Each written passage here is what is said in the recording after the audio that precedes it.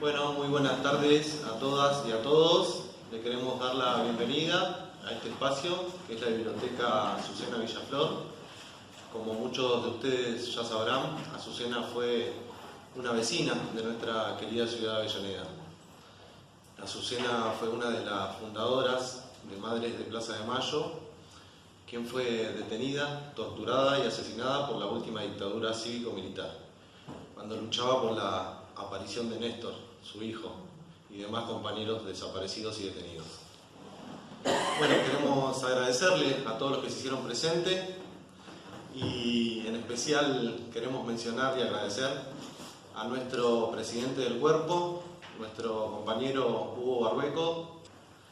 En esta oportunidad nos convocan los 40 años de la democracia y en este marco le daremos comienzo el día de hoy a un ciclo de charlas que completarán en los siguientes meses también.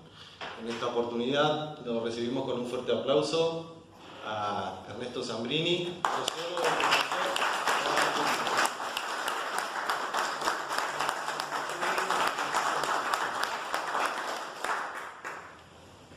¿Empezamos? Listo, sí, cuando quieran. Bueno, ¿qué tal? Buenas tardes a todos y a todas. Bueno, yo me voy a referir, porque de los 40 años sería del año 83, ¿no? De adelante. Yo voy un poco más atrás, yo me voy a referir del retorno a la democracia en el año 73, que quedó simbolizado con la consigna lucha y vuelve, ¿no? En el momento saciado. Entonces un poco lo que voy a hacer, de alguna manera ciertamente antojadiza el recorrido que iría en todo el proceso que desemboca en las elecciones del 11 de marzo que llevan a la presidencia a Héctor Cámpora. Para eso hay que remitirse, porque acá nadie pide disculpas. Yo primero voy a empezar hablando de la bomba en la Plaza de Mayo del año 53, que puso Roque Carranza. La Unión Cívica Radical nunca pidió disculpas de eso. Ahí hubo más de 13 muertos, decenas de heridos, muchos que posteriormente fallecieron. Después aparece el bombardeo del 16 de julio del 55. Uno de los civiles que participó fue canciller del doctor Ilia, Miguel Ángel Zavala Ortiz, que iba en uno de los aviones. También participaron dentro de lo que serían los comandos civiles figuras del Partido Socialista. Tampoco pidieron disculpas, habiendo generado casi 400 muertos y centenares de heridos, ¿no? Y yo creo que eso es un símbolo, porque el 16 de junio del 55, el bombardeo a la plaza, a la Casa de Gobierno, en Constituyentes y General Paz, en Las Heras y Purredón, en realidad lo que se bombardeó es un proyecto de país. Eso queda absolutamente claro, porque ustedes van a ver que, haciendo este recorrido, uno encuentra figuras que se repiten por una cuestión etaria, desaparecen, ellos tienen un trasvasamiento generacional, aparecen figuras nuevas, pero todos defienden los mismos intereses. Esos mismos intereses son los grupos económicos concentrados, es el capital extranjero, y siempre con una lógica de buscar y cercenar derechos.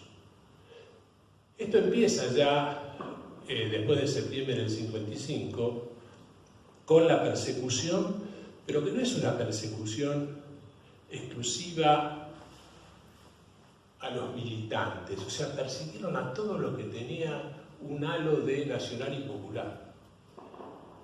Figuras del espectáculo, por ejemplo, que fueron perseguidas, Hugo del Carril, Carlos Acuña, las que me acuerdo ahora, Fanny Navarro, figuras del deporte, los campeones mundiales de básquet del 50, que nunca más pudieron jugar.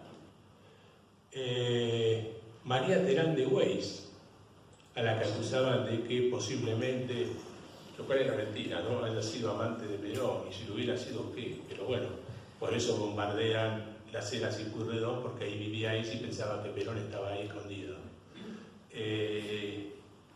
Figuras de la literatura. La última oportunidad que estuve acá, hablábamos del poeta de puesto, de Leopoldo Marechal, uno de los baluartes. Es Marechal y decenas de figuras, de profesores de la universidad. Con Roberto decíamos de hacer una charla sobre una figura brillante, para mí descomunal, ¿no?, que fue el padre Benítez, que fue el confesor de Eva Perón.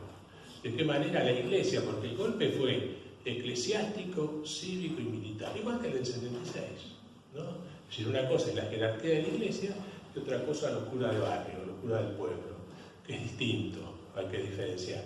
Pero el golpe fue eclesiástico, cívico y militar. Recuerden ustedes lo que significó la movilización por Corpus Christi en junio del 55, que creo que fue el 9 de junio, 8 de junio, que hasta el Partido Comunista iba al lado de los curas, ¿no?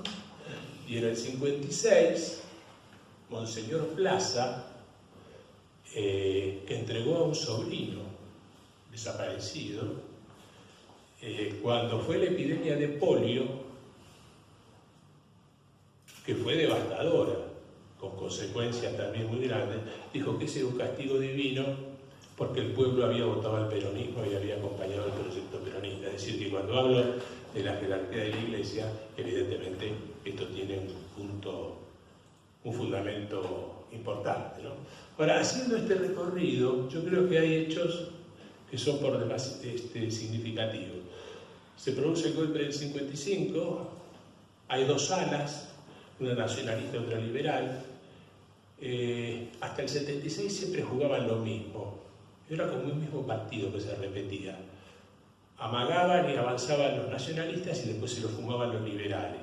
En un primer momento queda Lonardi se pensaba que era una suerte de Urquiza después de Caseros, ni vencedores ni vencidos. Y era claro que la Revolución Libertadora quería vencedores y vencidos, no era una revolución pacifista, necesitaba el escarnio de quienes fueron vencidos.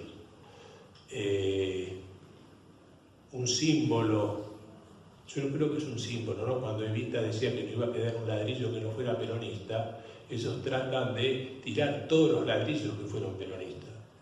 Por eso demuelen el Palacio Presidencial, ¿no? Y ahí, en el 55, el interregno de Lonardi es muy poco, es muy gráfico lo que dice, lo que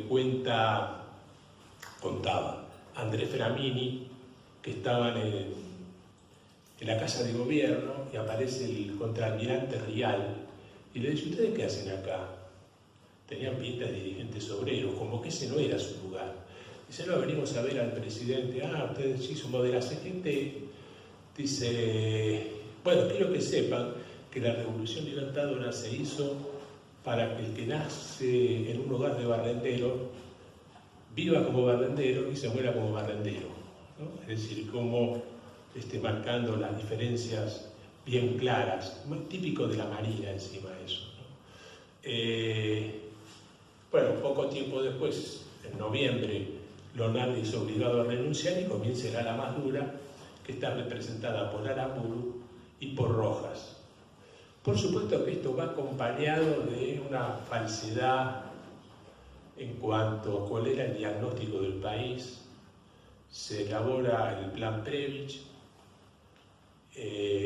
donde dicen que es la crisis económica más grande de la historia, lo deben haber escuchado 100 veces esto ya. Después Previch dice: bueno, en realidad a mí los números que me dieron no eran los que en realidad eran, no era una crisis tan grave. Comienza ya a pergeñarse una como un camino que se base a que la Argentina entre al Fondo Monetario Internacional. Perón nunca quiso entrar al Fondo Monetario, tenía muy claro por qué la Argentina no debía entrar en el fondo. Por supuesto, esto no se hace de la noche a la mañana, esto tiene toda una planificación. Y en el medio comienza una espontánea resistencia que pasaba por reconocerse como tales, silbando el tango Fumando Espero, poniéndose flores No me olvides en el ojal. La gente usaba saco en aquel momento, ¿no? Las mujeres tenían prendedores con las flores No me olvides. Era como una identificación de resistencia. Aparece un grupo que se llamaba Esmeralda, que es un embrionario, si ustedes quieren, de la juventud peronista. Eso lo cuenta Rulli, estaba Cacho Escal también, que se juntaban frente a la cartelera de los diarios. En aquella época se ponían las noticias en letras de molde, ¿no? Y generaban discusiones hasta que aparecía alguno que hablaba en contra del gobierno peronista y le pegaban 2 zurdazos y salían corriendo, ¿no? Perseguidos por la policía descabezada, porque los policías eran peronistas, lo que no eran peronistas eran las jerarquías. Y comienza a darse esta amalgama, ¿no? César Marcos, que fue otro referente importantísimo de la resistencia, decía que nunca había conocido tantas cocinas como en ese periodo, porque la gente se reunía en los barrios, en las cocinas, clandestinamente trataba de encontrar cohesión en las fábricas. Hay toda una renovación en cuanto a la dirigencia obrera, es decir, los viejos, ya Espejo había sido separado en el segundo gobierno de Perón, ese gobierno deteriorado por la muerte de Vila, bueno, por una serie de circunstancias que ahora no vienen a cuento. Y claro, era una dirigencia burocratizada. Y aparecen los jóvenes que van a desplazar a esta dirigencia, entre los cuales una de las figuras importantes era Andrés Framini, ¿no? Y Framini murió como debería morir un verdadero dirigente de la trayectoria de él, ¿no? Enate de un infarto cuando se estaba proyectando Sinfonía de un Sentimiento, la película de Fabio. Yo creo que si le hubieran preguntado al negro cómo quería morir, yo creo que hubiera elegido eso.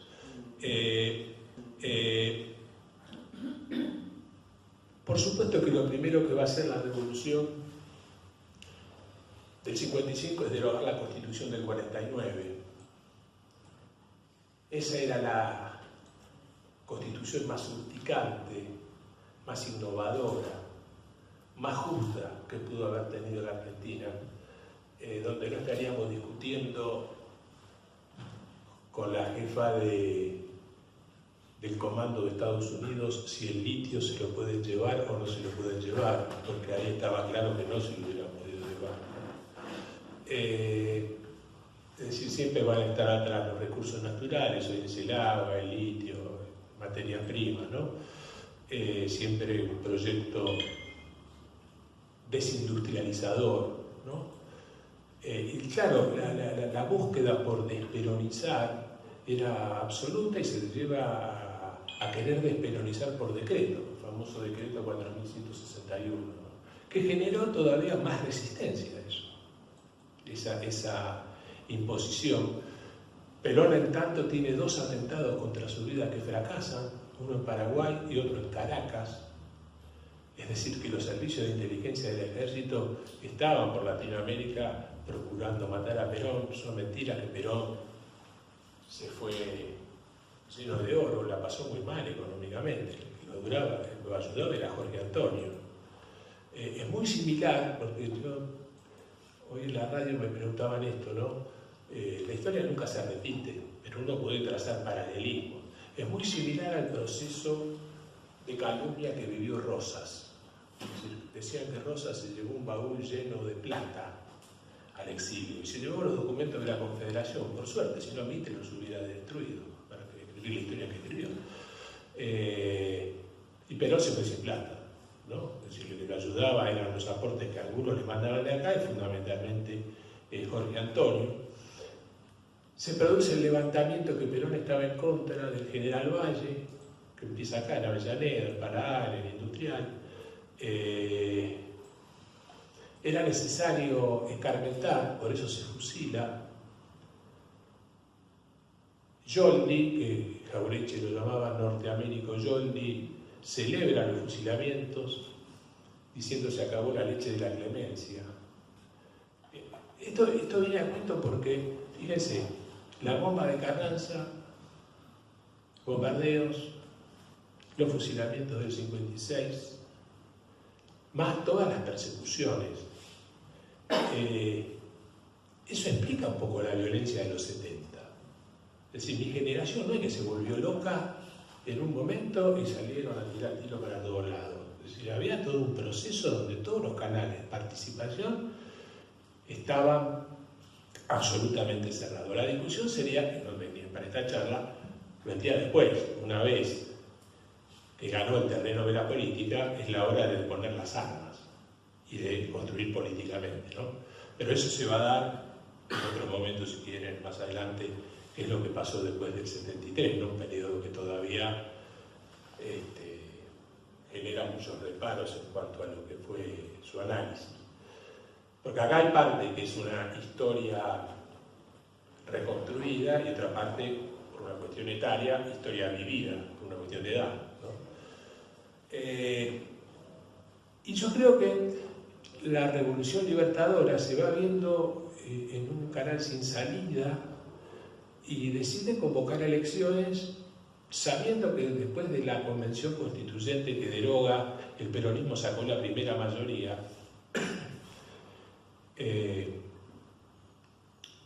que tiene que descomprimir esto que estaba ocurriendo. El radicalismo se había dividido y aparece una figura como la de Arturo Frondizi, una figura muy particular, yo creo, ¿no? Que ha tenido un marketing histórico asombroso. Ustedes preguntan, ¿quién fue un estadista? Y todos dicen al unísono, Frondizi. Era de una familia muy inteligente, pero de estadista ya vamos a ver por qué no.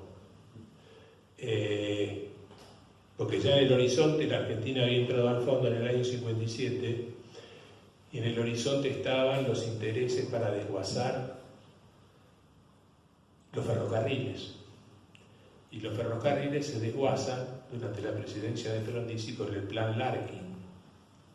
¿Por qué? Porque todo lo que era transporte ferroviario pasa a ser transporte automotor. Transporte automotor era la Ford y la General Motors, que ponían los camiones y los colectivos.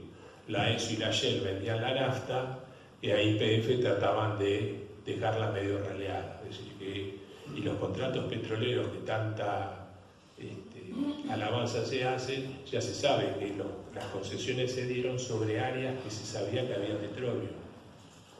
Lo más costoso en aquel momento, ¿no?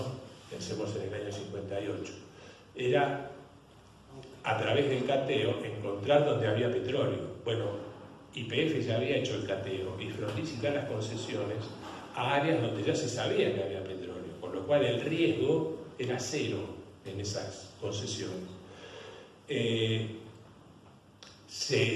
Por supuesto gana Frondizi con los votos peronistas.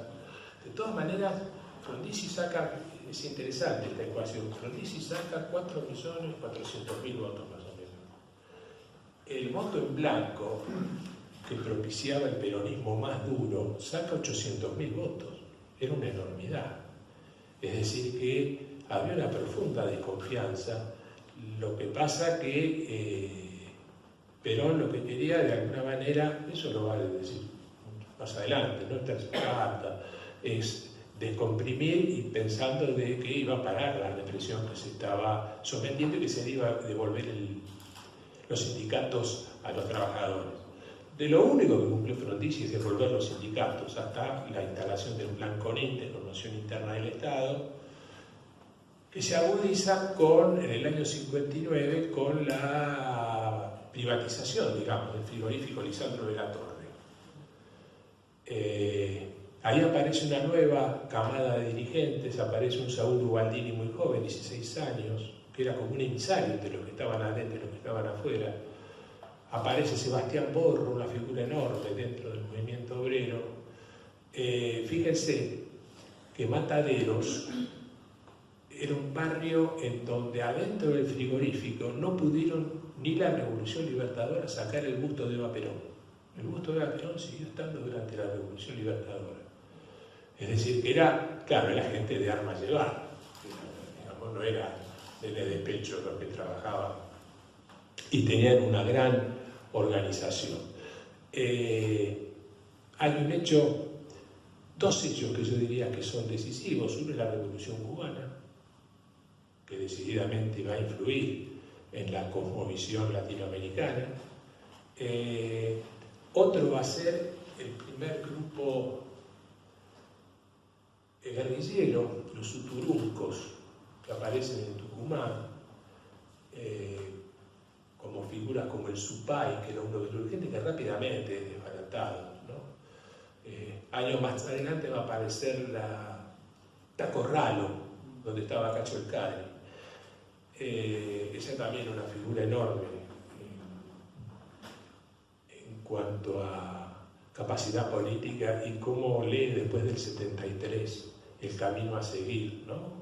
Cómo se pelea con Montoneros, diciendo ya es hora de la política, no es hora de las armas, ya llegamos al gobierno, lo que yo le decía un poco antes. Lo cierto es que Frondizi traiciona el pacto. Perón decía, era obvio que iba a traicionar, no me sorprende, pero era necesario, ¿no? Eso marca un poco la mirada estratégica también que tenía Perón y la mirada táctica, ¿no? La diferencia entre táctica y estrategia, que Perón, por supuesto, tenía una capacidad superlativa al lado de los otros integrantes de las Fuerzas Armadas.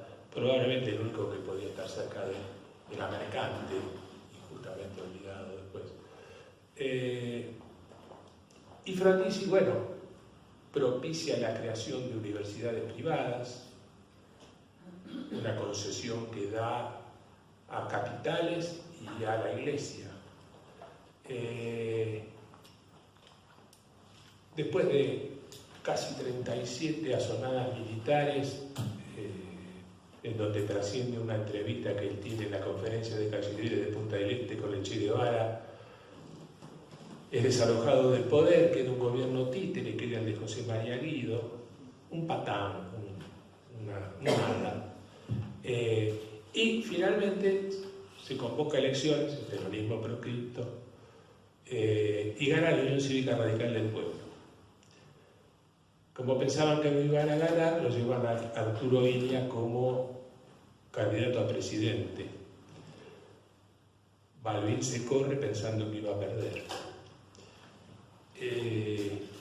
Por esas cuestiones de lo que son los aparatos ideológicos, Balbín quedó como un gran demócrata, ¿no? El pobre que fue encarcelado, el que fue a despedir a un amigo cuando muere Perón, ¿no? Yo creo que sería, sociológicamente, diríamos, un tipo puro ideal de gorila, Balbín, ¿no? O sea, uno busca un eje de gorilismo y Balbín encarna el eje de ese gorilismo. El gobierno de Illia, imagínense, un gobierno débil, 25% de los votos, casi el 22% de voto en blanco. Permite, es interesante ver esto, no fue un mal gobierno, pero no tenía legitimidad política. No tenía legitimidad política, porque la mayoría estaban proscritas. Permite hacer los actos de los 17 de octubre en Plaza 11, todos terminaban de la misma manera, excepto el del año 65, donde hay 3 muertos en San Justo. O sea, era mentira que durante el gobierno de Illia no se reprimió. Son mentiras, sí que se reprimió. No obstante, los indicadores económicos fueron buenos, la coyuntura era buena, evita enviar soldados a República Dominicana, en una de las tantas invasiones de los hermanitos del norte a países de Centroamérica. Pero claro, el peronismo y el movimiento obrero, ya la etapa de lo que sería la resistencia, lo que se denomina la resistencia, algunos la ubican hasta el año 61, que con el levantamiento del general Iñiguez, otros en el año 60, y comienza la etapa de integración. Es el cambio del delegado personal de Perón, deja de ser John William Cook, muy pegado con Alicia Eguren, su pareja, a la Revolución Cubana, le dice a Perón que se mude a Cuba y Perón de ninguna manera, y hace una explicación muy inteligente, muy política y muy racional de por qué no él se va a ir a vivir a Cuba. Por supuesto que recién en el año 61 la Revolución Cubana se asume como marxista-leninista, bueno, pero eso tiene que ver con otras cuestiones. Ilia ya comienza, ¿no?, todo un proceso de... El peronismo trata de nuclearse, aparecen partidos neoperonistas, que Perón los llamaba neuroperonistas, sobre todo con la figura de Matera, se refería a lo de neuroperonista, porque Matera era neurocirujano. Finalmente hay un hecho importante, ¿no?, sobre todo en un país dependiente, periférico como la Argentina, que es en el año 64, en West Point, Estados Unidos, en el marco de lo que era la Guerra Fría, después de la invasión a la República Dominicana, etc., esboza la doctrina de la seguridad nacional, que es algo muy importante, porque ahí aparece la figura del enemigo interno. El enemigo interno no lleva uniforme, es difícil identificar, se mimetiza en los sindicatos, se mimetiza en las universidades, anda de civil, en los barrios, con lo cual esto comienza una lógica totalmente distinta con la doctrina de la seguridad nacional. Piense que el marco es el conflicto este-oeste, y nosotros siempre pensamos que el conflicto nuestro es norte-sur, no es este-oeste, ¿no? Que ese era un tema que no estaba para nosotros. Es interesante ver en ese momento cómo era el panorama político interno acá.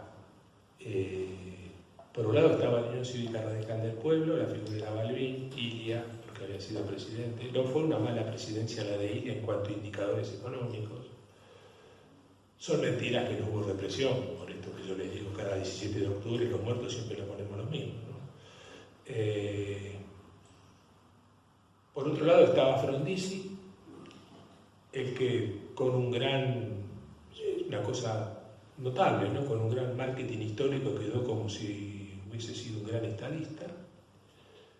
Por otro lado, la izquierda, que no movía el amperímetro, pero siempre estaba bajo el ala de los factores de poder, que era el Partido Socialista, con todas sus divisiones, ¿no?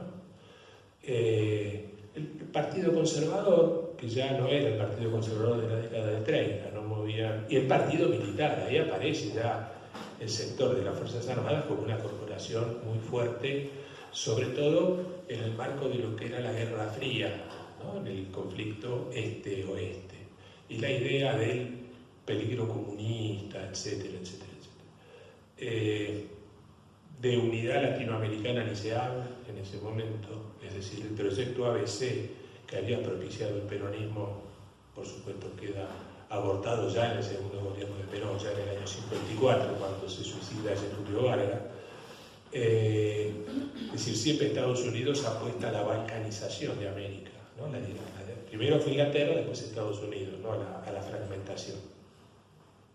Cae el MNR en Bolivia en el 52, después en el 53, bueno, en fin, se va dando este proceso de balcanización de América. Y en el año 66, prácticamente es un desfile militar, Ilia es desalojado del gobierno,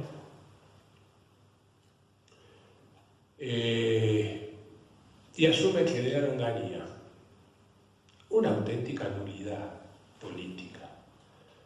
Pero era el sector supuestamente más participativo de las Fuerzas Armadas. Ahí se empieza a dar todo un proceso de extranjerización de la economía, de una gran persecución al peronismo. Hay un peronismo participacionista que quedaba enmarcado en la figura, simbolizado, no era el único, ¿no?, de un dirigente de la UOCRA, que era Rogelio Coria. Está la figura de Bandor, Tacón, Coria, van a la asunción de Onganía a la presidencia, de saco y corbata, una rareza. Perón dice hay que desencillar hasta que aclare, y Onganía comienza todo un proceso de extranjerización de la economía. Y en el marco de una gran represión, y esto es importante porque la FUBA, la Federación Universitaria de Buenos Aires, cuando uno lee las declaraciones de la FUBA, después de los bombardeos del 55, de los fusilamientos del 56, de lo que fue la toma del frigorífico Lisandro de la Torre en el 59, se asombra del grado de gorilismo que tenía, ¿no? Yo esos viejos dirigentes, porque muchos eran de mi generación, un poco más grandes, les decía que tenía pelo debajo de las muelas, porque eran tan gorilas.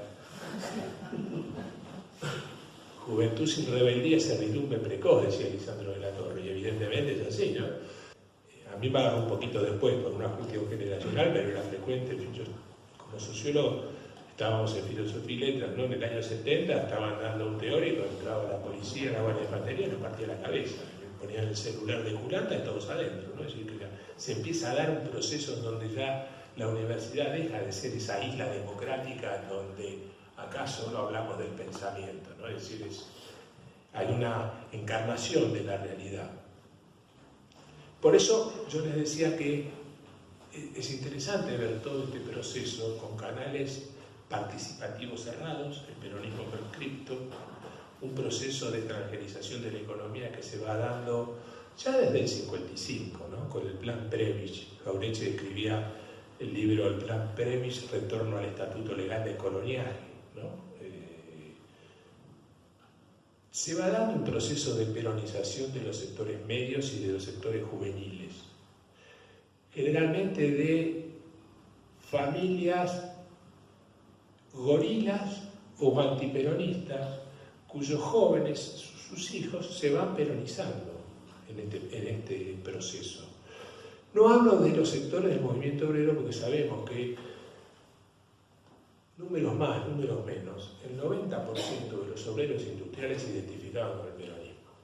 O sea, pero yo me refiero a los sectores medios estudiantiles, que generalmente fueron hostiles a todo lo que tenía que ver con lo nacional y popular. Siempre mirando a Europa, siempre figuras como, no sé, la revista Sur, Victorio Campo, todo lo que sería la superestructura cultural de la que hablaba Antonio Gramsci, como, de alguna manera, cuando en realidad el peronismo tuvo enormes pensadores, filósofos, cuadros políticos, y que fueron de alguna manera silenciados, ¿no? Es decir, el aparato cultural, es decir, toda colonización empieza por la cultura, esto sí lo sabrán los españoles. Entonces, el tema cultural siempre fue muy ríspido, y sobre todo donde cuando el peronismo encarna en las universidades, ni que hablar, ¿no? Lo que era el proceso represivo. Y ahí, bueno, ahí aparece ya, se va a ir engendrando toda una espiral de, si ustedes quieren, de violencia. Hay algunos hechos que son muy elocuentes. Uno va a ser la muerte del Che en octubre del 67, otro va a ser en Cordobayo el 29 de mayo del 69, otro va a ser el secuestro y el ajusticiamiento de Aramburu en el año 70, y la irrupción de una organización político-militar como era Montoneros, que era muy chiquitita en ese momento, cuando comienza, que tiene dos raíces, una en Córdoba y otra en Buenos Aires, particularmente figura del Nacional Buenos Aires, es decir, que era sobre todo en ese núcleo de los 12 fundadores es un mito, eran más. pero tenía más que ver con sectores medios que, si ustedes quieren, con sectores obreros. Esto es importante, no para lo que vamos a discurrir hoy, sino para más adelante cuando se dan los enfrentamientos después del 73. Porque en ese momento, por supuesto que había estos sectores participacionistas, pero algunos estaban representados dentro del movimiento obrero, hablamos de Coria, Taccone, ¿no? Esta corriente participacionista, pero había otra corriente que era sumamente combativa, que desembarca después con la designación de José Ignacio Rucci en el año 70 como secretario general de la CGT. Una figura determinante para el retorno de Perón, una figura injustamente denostada en aquel momento por los sectores juveniles, que no entendían cuál era la estrategia. Esto lo explica un libro que les recomiendo, el libro de Juan Manuel Abad Medina, cómo va explicando todo este proceso. Nada tiene que ver con el hijo, en todo sentido, ¿no? Pero eso me parece a mí. Y ya, claro, después de lo del Cordobazo, en mayo del 69, y lo de Aramburu, la suerte de Onganía está echada. Él venía a poner orden, ¿no? Tenía un jefe de policía, dos siniestros, Villar y Margaride, uno profundamente antipopular y el otro que hacía racias en los hoteles de alojamiento para encontrar infieles, ¿no? En ese momento. Esto está todo documentado, ¿no? Proceso muy difícil de vivir en las universidades, se mimetizaban. Yo ya estaba en la universidad en el 70, se mimetizaban en donde uno trataba de descubrir. Yo era muy joven, pero los más veteranos trataban de descubrir quién era el cara que estaba en el curso, ¿no? Yo recuerdo que encontraron a dos, lo molieron a palo, no aparecieron nunca más. Pero era un tema del enemigo interno. La doctrina de la seguridad nacional es el enemigo interno. Bueno, lo mismo pasaba en los sindicatos, ¿no? Evidentemente. Y ahí aparece figuras que también son, hablábamos con Roberto de hacer algo con relación a esta figura que se conoce, pero no demasiado, cuando lo matan al hermano de Abal Medina, el que va a ser el secretario, ¿no?, del movimiento en el operativo Retorno, que es este libro. Él se consideraba un peronista marechaliano, por Leopoldo Marechal. Cuando lo velan, Abal Medina, en la iglesia, ahí donde estaba el padre Mujica, ¿no?, San Francisco Solano, hay dos discursos que son conmovedores. Uno lo da el padre Benítez. El padre Benítez fue el confesor de Evita, que después no lo dejaron oficiar más, y que vivía, la iglesia le había dado una casa en Vicente López, él ya andaba en silla de ruedas, ¿no? Y en la dictadura, en la última dictadura cívico-eclesiástico-militar, salía a la calle en su silla de ruedas a insultar a los camiones del ejército que iban de Villa Martelli hacia la capital, diciendo: dejen de matar a nuestros jóvenes, porque no me vienen a buscar a mí, que soy un cura viejo, ¿no? Y el padre Benítez da un sermón, no era un sermón, un discurso de despedida al hermano de Abal Medina. Después habla Mujica, el padre Mujica, porque esa era la iglesia donde estaba Mujica y Carbone, Numero y Celaya queda en la iglesia.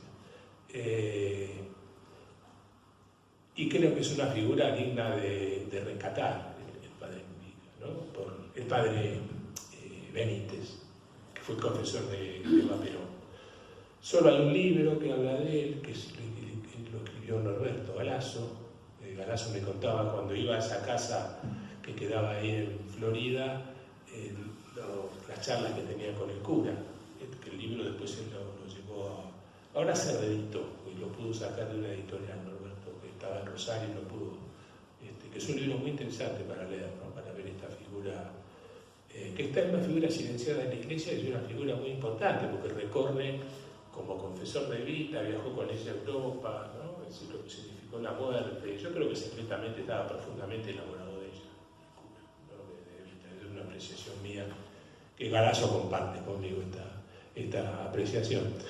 Entonces hay en esta, digamos, responso que se hace en la iglesia de San Francisco Solano, ahí empieza a verse una partición de aguas en cuanto al crecimiento que va teniendo Montoneros, con una gran entrada dentro de lo que serían los sectores medios y los sectores estudiantiles, ¿no? Es decir, hay distintas organizaciones armadas, bueno, ya sabemos, estaba el ERP, estaba la FARC, estaba la FAP, estaba Descamisados y estaba Montoneros. En un momento en donde, al cerrarse todos los canales de expresión, incluso Perón desde Madrid las llamaba organizaciones especiales, si el peronismo seguía proscripto, el que la va a abrir el abanico va a ser Lanuse, que era un tipo muy inteligente, pero claro, en una pulseada, la pulseada Lanuse-Perón, cuando Lanuse convoca el Gran Acuerdo Nacional, la capacidad de Perón era 1000 veces superior, desde lo intelectual hasta el apoyo popular que tenía, ¿no? Incluso a la distancia, todos los méritos se fueron agigantando. En un intento de sobornar, a Perón le devuelven el cadáver de Evita, una cosa asombrosa, esta necrofilia que recorrió la Revolución Libertadora, que la lleva con el nombre fraguado a la Revolución Libertadora, María Maggi de Magistri, le aparece en Milán, a una monja que hacía ir una vez por semana que le pusiera flores a María Magistri, que era Eva Perón. Esta con el acuerdo de Pío XII, que era el Papa, es decir, esto era un acuerdo con la Iglesia, ¿no? A todo esto el cuerpo había tenido todo un recorrido desde la CGT, cuando lo secuestran los servicios de inteligencia, una cosa de una necrofilia asombrosa. Uno de los que tenía custodio del cuerpo mata a la mujer pensando que era un comando peronista que lo iba a buscar, ¿no? Una cosa, está muy bien ficcionado, en parte diría ficcionado, en el relato de Rodolfo Walsh, esa mujer. Ahí está muy bien, graficado. Es decir, que fíjense cómo esto va a ir generando toda una espiral de violencia. Es decir, el secuestro de un cadáver, primero la profanación, ¿no? Le devuelven el cadáver a Perón, pensando que de esa manera Perón no iba a volver, que Perón no iba. Y Perón siempre tuvo en su cabeza volver y querer ser presidente. Eso lo cuenta en este libro que yo les recomiendo de Abal Medina, en donde no era verdad lo que muchos creíamos o creían de que Cámpora iba a terminar el mandato. La idea era que Cámpora asumía, renunciaba y Perón se presentaba. Y con el uniforme militar y de gala, ¿no? Ustedes saben que los militares tienen este tipo de cuestiones de orgullo. Finalmente cambian la ley electoral, en esta pulseada ponen una cláusula proscriptiva, 25 de agosto era, el que no estaba el 25 de agosto del 72 no se podía presentar a presidente. Perón dice: yo no acepto ninguna cláusula de imposición, los únicos que me pueden imponer algo es el pueblo. A todo esto ustedes piensan que hubo toda una espiral de violencia que fue desde el secuestro y desaparición de Felipe Vallés en el 62, ¿no? Es decir, se fue dando todo un proceso violento, y lo que significó para los sectores más reaccionarios el secuestro y la muerte de Aramburu, y eso ni hablar, ¿no? Como un símbolo.